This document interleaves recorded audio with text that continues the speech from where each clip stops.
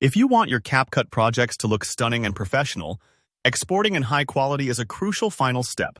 In this tutorial, I'll take you through exporting your video from CapCut on PC, ensuring you get the best possible results to post online or share with clients. By the end, you'll know exactly how to maximize your video quality every time you export, and avoid common pitfalls that lead to blurry or awkward-looking clips. Alright, let's dive in. First, once you've finished editing your video and you're happy with how it looks on the timeline, turn your attention to the top right corner of the screen. You'll see a blue export button. Go ahead and click that. This button is your gateway to finalizing the whole project, and it's important not to rush this part. Take a quick breath and open the export menu because this is where quality can be won or lost. Now, before we get into the technical settings, let's give your video a proper name and pick a smart spot to save it. Type in a meaningful file name, something descriptive that lets you find it later, whether it's a client's name, a date, or a project title.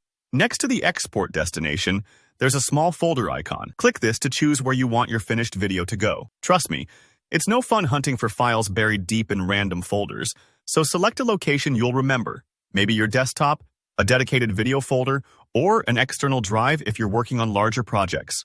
Moving on, we get to resolution. This is the setting that determines how crisp and clear your video will look. Always select the highest resolution your footage was shot in. For example, if you filmed in 1080p, pick 1920 x 1080. If you used a 4K camera, don't be afraid to export in 4K.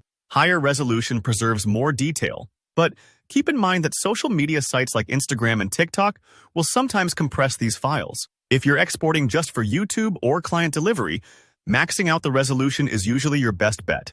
Next up is frame rate. This setting helps your video motion feel natural and smooth. You want it to match whatever you filmed originally. For most projects, that's 30 frames per second, but some cameras shoot at 24 or 60. Matching this maintains the style and pace of your footage. Think of frame rate like the rhythm of your video. If you mismatch it, things can look jittery or too artificial, so double check before moving on. Codec and format are next. This might sound technical, but it's not too tricky once you know what works. For codec, select H.264. It's the Swiss Army knife of video compression. Compatible, efficient, reliable. For format, MP4 is your best friend. Most devices and platforms love MP4s, so you'll skip any headaches with playback or uploading. Bitrate is the last big decision before exporting. A higher bitrate ups your video quality but also bumps up file size, so balance is key. If you're not sure, stick with the recommended setting. It usually finds that sweet spot for most uses. If you're chasing perfection or your project is headed to a high-end screening, nudge the slider higher. Once you've dialed in all these settings, take a second to review everything. Feeling confident? Great.